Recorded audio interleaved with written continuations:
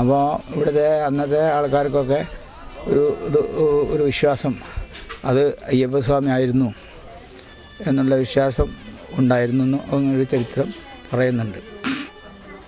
ചരിത്രം എന്തായാലും കാര്യം ഇപ്പോഴും അവരുടെ പൂജാമുറിയിൽ ഉരുളിയിൽ ഭക്ഷണം വയ്ക്കുന്നുണ്ട്. ഇവിടെ ഉത്സവം മകരത്തിൽ സംക്രമത്തിൻ്റെ ദിവസമാണ് തുടങ്ങുന്നത്. 5 കളം പാട്ടാണ് ഇവിടെ നടക്കാറ്. പാട്ടുത്സവം എന്നാണ് അതിന് പറയാറ്. ഈ 1, 2, 3 കളം ദേവസ്വം വകയായിട്ടാണ് നടത്തി വരുന്നത്. 4 കാട്ട് നടത്തുന്നത് ഇവിടുത്തെ അകമ്പടി അവകാശികൾ കുടുംബത്തിലെ അമ്മത്തൂർ പണിക്കർ കുടുംബം തറവാട് ആണ് അത് നടത്തിക്കൊണ്ടിരിക്കുന്നത്. 5 കളം പാട്ട് എന്ന് പറഞ്ഞു കഴിഞ്ഞിട്ടുണ്ടെങ്കിൽ അന്ന് ഇവിടെ ബ്രാഹ്മിൺസ് ഉണ്ടായിരുന്നു. ഇവിടെ ഈ ക്ഷേത്രത്തിൽ ഈ ഭാഗത്ത് അവിടെ കാണാൻ കഴിയും. ഭട്ടർമഠം അങ്ങനെ പല സ്ഥലങ്ങളുണ്ട്. ആ സ്ഥലങ്ങളിൽ ബ്രാഹ്മിൺസാണ് ഉണ്ടായിരുന്നത്. അവർ ഇതിനോട് അനുബന്ധപ്പെട്ടവരാണ്. അവരുടെ സാന്നിധ്യം ഇവിടെ വളരെ പ്രധാനമാണ് എന്നൊക്കെ ഇത് പറയുന്നുണ്ട്. അവർ കാലത്തിനനുസരിച്ച് അവർ ജോലി തേടി അല്ലെങ്കിൽ എന്തെങ്കിലും ഉപജീവന മാർഗ്ഗം അനുസരിച്ച് അങ്ങനെ പോയിട്ട് ഒരു 10-300 കുടുംബങ്ങൾ താമസിക്കുന്ന കൊടുന്തിരപ്പള്ളി എന്നൊരു ഗ്രാമമുണ്ട് പാലക്കാട്. അവിടെയാണ് ഇപ്പോൾ അവർ താമസിക്കുന്നത്. അവർ എല്ലാ കൊല്ലം വന്നുകൊണ്ട് ഇവിടെ പാട്ടുത്സവം 5 കളം പാട്ടും അവർക്ക് അതിനുള്ള ഭൂമിയും കാര്യമേരിയൊക്കെ ഉണ്ടായിരുന്നു. ഈ ഭൂനയ ബിൽ വന്നോട് കൂടിയിട്ട് അതൊക്കെ ജന്മാവകാശമായിട്ട് മാറിയപ്പം അവിടുന്ന് യാതൊരു വരുമാനമൊന്നും ഉണ്ടായിരുന്നില്ല. ഇവിടെ അവർ ഒരു പാട്ട് കഴിക്കുന്നതിനുള്ളതായ ഒരു ഇതും അനുഭവങ്ങളും അവർക്ക് കിട്ടാത്തതുകൊണ്ട് കുറേ കഴിഞ്ഞപ്പോൾ അവർ പാട്ട് ഉത്സവം നിർത്തി. അങ്ങനെ ഒരു 4-5 കൊല്ലം പാട്ടുത്സവം 5 കളം പാട്ടുത്സവം നടക്കാതായി. നാട്ടുകാരും എല്ലാവരും കഴിച്ചിട്ടുണ്ടെങ്കിൽ അല്ലെങ്കിൽ വഴിപാടായിട്ട് കഴിച്ചിട്ടുണ്ടെങ്കിൽ അവർക്ക് അത് കഴിക്കുമായിരുന്നു, അല്ലെങ്കിൽ അത് കഴിക്കാറുണ്ടായിരുന്നില്ല. അപ്പോൾ ദേവപ്രശ്നത്തിൽ അത് ചിന്തിച്ചപ്പോൾ നാട്ടുകാർ അല്ലെങ്കിൽ കമ്മിറ്റി എല്ലാവരും കൂടി സഹകരിച്ച് ആ 5 കളം പാട്ട് വീണ്ടും നടത്തുന്നത് ഭഗവാന് വലിയ താല്പര്യമാണെന്നും തൃപ്തിയാണെന്നും, പക്ഷേ അത് കൊടുന്തിരപ്പള്ളി ഗ്രാമത്തിലെ അവർ പോയിട്ട് അവരോട് പറഞ്ഞിട്ട് അവരുടെ സാന്നിധ്യം ഉണ്ടാകുന്നത് എനിക്ക് വലിയ ഇഷ്ടമാണ്, സന്തോഷമാണെന്നും കണ്ടതിൻ്റെ അടിസ്ഥാനത്തിൽ കൊടുന്തിരപ്പള്ളി ഗ്രാമത്തിൽ പോയിട്ട് അവരെ പെർമിഷനൊക്കെ വാങ്ങി അവരുടെ സഹകരണങ്ങൾ ഉണ്ടാകുന്നുള്ളതായ ഒരു ഇതോട് കൂടിയിട്ട് ഇവിടെ വന്നിട്ട് കമ്മിറ്റി എല്ലാം ഉത്സാഹിച്ച് നാട്ടുകാരുടെ സഹായത്തോടിയിട്ട് 5 കളം പാട്ടും ഇപ്പം ഗംഭീരമായിട്ട് നടത്തുന്നുണ്ട്. പണ്ട് കാലത്ത് ഇവിടെ ചില സംക്രമങ്ങൾക്ക് പാട്ടുകളൊക്കെ നടക്കാറുണ്ടായിരുന്നു. ആ പാട്ടുകളൊക്കെ ഇപ്പോൾ നിന്ന് പോയിട്ടുണ്ട്. അത് പല ആൾക്കാരും കഴിച്ചുകൊണ്ടിരുന്നതാണ്. അവരുടെയും ഭൂമിയും കാര്യം മീരൊക്കെ പോയതിൻ്റെ അടിസ്ഥാനത്തിലായിരിക്കാം അവരും ഇപ്പോൾ നടത്താറില്ല. പിന്നെ ഒരു പാട്ട് പക്ഷേ നടക്കാറുണ്ട്. അത് ഭഗവാന് കണി കാണിക്കാനുള്ള മേടസംക്രമം വിഷു കണീൻ്റെ അന്നത്തെ പാട്ടാണ്. അത് ഇപ്പോഴും ദിവസം നടത്തി വരുന്നുണ്ട്. പിന്നെ ഭഗവാന്റെ നാളായ ഉത്രനാളിന് 12 മാസത്തിൽ 12 ഉത്തരത്തിലും പിന്നെ ഇവിടെ വാരം കഴിക്കാറുണ്ടായിരുന്നു. വാരം കഴിക്കുന്നതിനും ഓരോരുത്തർക്കും ഭൂമിയും കാര്യം വീര്യം അവകാശങ്ങളൊക്കെ ഉണ്ടായിരുന്നു. അതൊക്കെ പോയതിൻ്റെ അടിസ്ഥാനത്തിലും പിന്നെ വാരം ഇരിക്കാനുള്ള ആളെ കിട്ടാതെ വരുന്നതിൻ്റെ ബുദ്ധിമുട്ടുകളൊക്കെ അടിസ്ഥാനത്തിൽ വാരം നിർത്തി കഴിഞ്ഞിരിക്കുന്നു. മേക്കോട്ട ഭഗവതി ക്ഷേത്രം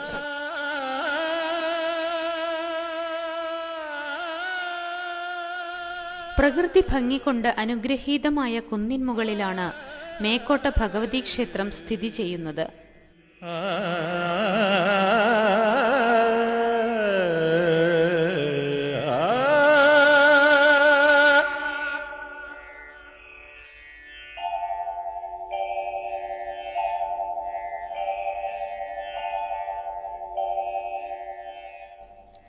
പടിഞ്ഞാറ് അറബിക്കടലിന്റെ അനന്തത, വടക്കും കിഴക്കും ഭാഗങ്ങളിൽ കാലത്തിന്റെ കഥ പറഞ്ഞൊഴുകുന്ന കടലുണ്ടിപ്പുഴ, ചുറ്റും പരന്നുകിടക്കുന്ന കുന്നും മലകളും നിറഞ്ഞ കാഴ്ച. ഈ ദൃശ്യഭംഗിയാണ് ക്ഷേത്രത്തിന്റെ ഏറ്റവും വലിയ സവിശേഷത. ജഗദീശ്വരി അടിമലരിണയിൽ അഭയം തരൂ, കാണിക്കയായി തൊഴുകൈ നിറയും കണ്ണുനീർമുത്തുകൾ സ്വീകരിക്കൂ, കരുണാമയി ജഗദീശ്വരി അടിമലരിണയിൽ അഭയം തരൂ.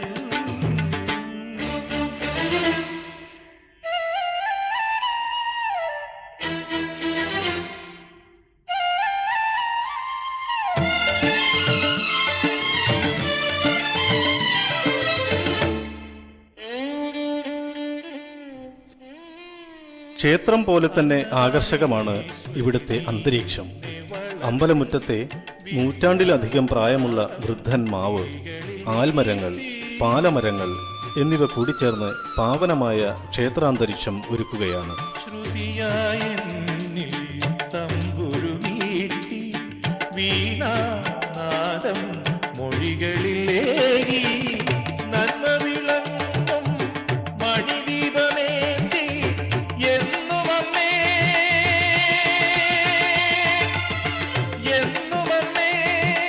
അടിയനേ.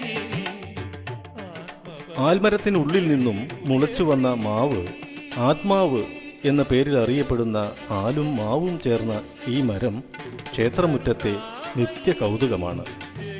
ഇവിടുത്തെ പ്രശാന്തതയും കുളിർമയും വിജനതയും ഭക്തി നിർഭരമായ ഒരു അന്തരീക്ഷത്തിൽ മനസ്സിന് സദാ ആനന്ദാനുഭൂതി നൽകുന്നു. ഇവരുടെ ഈ മഹാക്ഷേത്രം, അതായത് മേക്കോട്ട ഭഗവതി ക്ഷേത്രം, അവരുടെ അന്നത്തെ കാലത്തെ മച്ചിൽ ഭഗവതി, അതായത് അവരുടെ മുറ്റത്ത് ഭഗവതി എന്നുള്ള നിലയ്ക്കായിരുന്നു അവർ കൊണ്ടാടി പോകുന്നത്. മേക്കോട്ടയിലാണ് ഈ ചരിത്രം. മേക്കോട്ടയിൽ ഉള്ള ആയ ഭഗവതി, ആ ഭഗവതി തന്നെയാണ് ഇപ്പോൾ സഹസ്രകോടികൾക്ക് അനുഗ്രഹമായിട്ട് ഇങ്ങനെ അനുഗ്രഹങ്ങൾ കൊടുത്തുകൊണ്ട് ഇവിടെ മേക്കോട്ടയിൽ ഇരുന്നത്.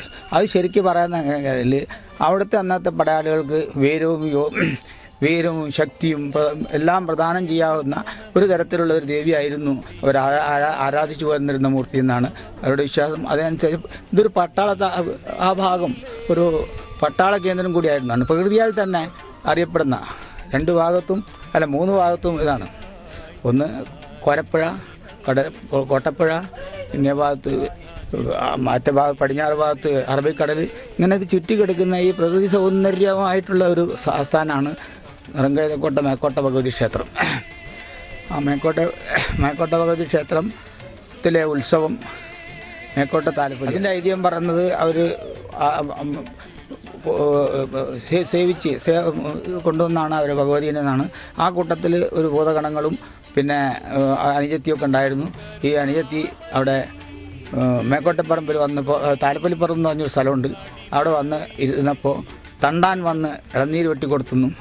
അത് വെട്ടിയതിൽ ലേശം വെട്ടുപോയതുകൊണ്ട് അതൊരു അശുദ്ധിയായിട്ട് കണ്ടിട്ട് അമ്മ അവിടെ ഇരിക്കാൻ പറഞ്ഞു. ഞാൻ തന്നെ ഒരു കൊല്ലത്തിൽ ഒരു പ്രാവശ്യം വന്ന് കണ്ടോളാം എന്ന് പറഞ്ഞിട്ട് ഭഗവതി ഇങ്ങോട്ട് പോന്നു.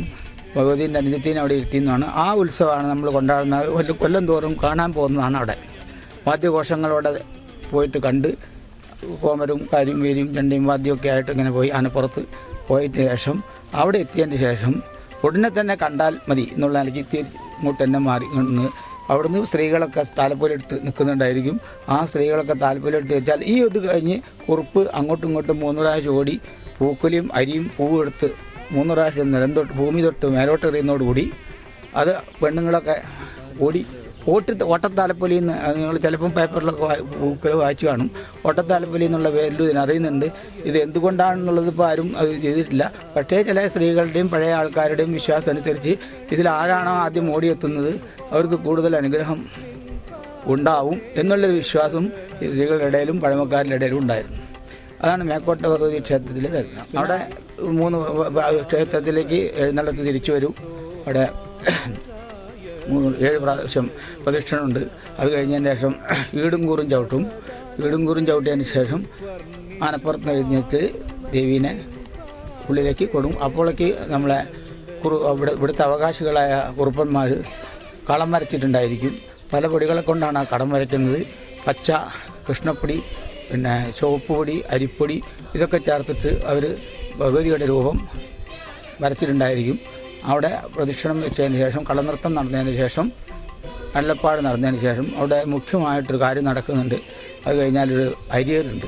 ഈ അരിയേറ് പഴയ കാലത്ത് ഇവിടെ ഉണ്ടായിരുന്ന ആൾക്കാരൊക്കെ ആ അരിയേറ് കൊണ്ട് പോന്നാൽ ആ കൊല്ലം മുഴുവനും ഒരു ബുദ്ധിമുട്ടും കൂടാതെ ഉണ്ടാവുമെന്നുള്ളൊരു വിശ്വാസമാണ് അന്നുണ്ടായിരുന്നവർക്ക് ഉണ്ടായിരുന്നത്.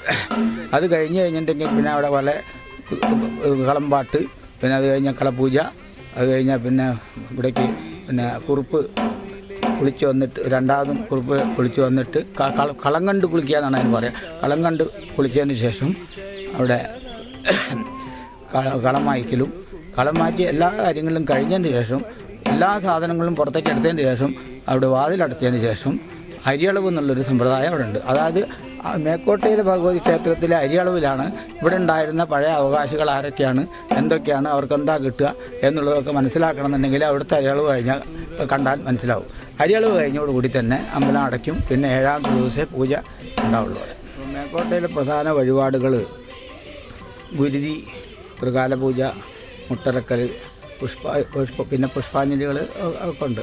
പക്ഷേ ഈ ഗുരുതിയും ത്രികാല പൂജയൊക്കെ ബുക്ക് ചെയ്തിട്ടാണ് നടത്തുന്നത്. ഗുരുതിയൊക്കെ ഇപ്പോൾ 2008 വരെ ബുക്കിംഗ് നടന്നു കഴിഞ്ഞതാണ്. അപ്പം അവരെ ഊഴം വരാൻ വേണ്ടിയിട്ട് അവർ കാത്തിരിക്കേണ്ടി വരും. അങ്ങനെയാണ് ഗുരുതി ബുക്ക് ചെയ്ത് നടക്കുന്നത് ഇവിടെ. അതാണ് പ്രധാന വഴിപാടുകൾ. ആലപ്പുഴ ഉത്സവത്തിനെ പറ്റി ഞാൻ മുമ്പ് തന്നെ നിങ്ങളോട് പറഞ്ഞതാണ്. ആലപ്പുഴ ഉത്സവം എന്ന് പറഞ്ഞു കഴിഞ്ഞിട്ടുണ്ടെങ്കിൽ ഈ നാട്ടിലെ നല്ല അടുത്ത എല്ലാ ഈ പ്രദേശങ്ങളിലെ അത് തന്നെ ഈ താലപ്പൊലി അന്ന് കുറിക്കുന്ന കാര്യങ്ങളൊക്കെ പറഞ്ഞല്ലോ. താലപ്പൊലി കുറിക്കുന്നത് തന്നെ 5 ദേശത്തേക്ക് അറിയിക്കാനുള്ളതായ പിന്നെ അന്ന് കടവ് കൂലി കൊടുത്തിട്ട് ആണ് കുറുപ്പിനെ കൊണ്ട്. അപ്പോൾ ആ കുറുപ്പിൻ്റെ ആവശ്യമാണ് അത്. ഇദ്ദേഹം എല്ലാ പ്രദേശത്തും 5 പ്രദേശത്ത് പോയിട്ട് അറിയിക്കണം ഗുരുതി ഇങ്ങനെ താലപ്പൊലി ഇങ്ങനെ നിശ്ചയിച്ചിട്ടുണ്ടെന്നുള്ളത്. അപ്പോൾ പല പ്രദേശത്തു നിന്നും എല്ലാ പ്രദേശത്തു നിന്നും ആൾക്കാർ പണ്ട് കാലത്ത് തോണിയുള്ള കാലത്ത് പോലും ധാരാളമായിട്ട് ആൾക്കാർ വന്നുകൊണ്ടിരുന്നതാണ് ഇവിടെ. അപ്പോൾ താലപ്പൊലി ഉത്സവം എന്ന് പറഞ്ഞു കഴിഞ്ഞിട്ടുണ്ടെങ്കിൽ ഈ നാട്ടിൻ്റെ ഒരു ഐശ്വര്യത്തിനും ഈ പ്രദേശത്തു നിന്നെല്ലാം അടുത്ത പ്രദേശത്തൊക്കെ തന്നെ ഒരു ഐശ്വര്യവും കിട്ടുന്ന ഒരു ചടങ്ങാണെന്നുള്ളത് ജനങ്ങൾ മനസ്സിലാക്കിയത് കൊണ്ടാണ് അത്രയും ജനപ്രവാഹം ഇവിടെ കാണുന്നത്. ഇവിടെ വന്ന് പ്രാർത്ഥിച്ച് മനസ്സറിഞ്ഞ് പ്രാർത്ഥിച്ചു പോയിട്ടുള്ള ഏതൊരു ഭക്തനും ദേവിയും ദേവനും അവരെ ഉദ്ദേശിച്ച കാര്യങ്ങളെല്ലാം നിർവഹിച്ചു കൊടുത്തിട്ടുണ്ടെന്നുള്ളതായ ഒരു ചരിത്രം ഇവിടെ നിലനിൽക്കുന്നുണ്ട്. അതുകൊണ്ടാണ് പിന്നെയും ഇവിടേക്ക് ആൾക്കാരെ ആകർഷിക്കുന്നതും. ഭഗവാന്റെ സന്നിധാനത്ത് വന്ന് അവൻ്റെ കാര്യങ്ങളൊക്കെ പറഞ്ഞ് കാര്യങ്ങളുടെ വിഷമങ്ങൾ അത് മനസ്സറിഞ്ഞ് പറയണം, അല്ലാതെ കണ്ട് വെറുതെ പറഞ്ഞിട്ട് കാര്യമില്ല. അത് അത്രയും അങ്ങനെ ആണെന്നുള്ളത് തോന്നുന്ന എല്ലാ കാര്യങ്ങൾക്കും വേണ്ടിയിട്ട് ഉദ്ദേശിച്ച കാര്യങ്ങളെല്ലാം നടത്തി കൊടുക്കുന്ന അമ്മയും അയ്യപ്പനും ഇവിടെ ഉണ്ട്.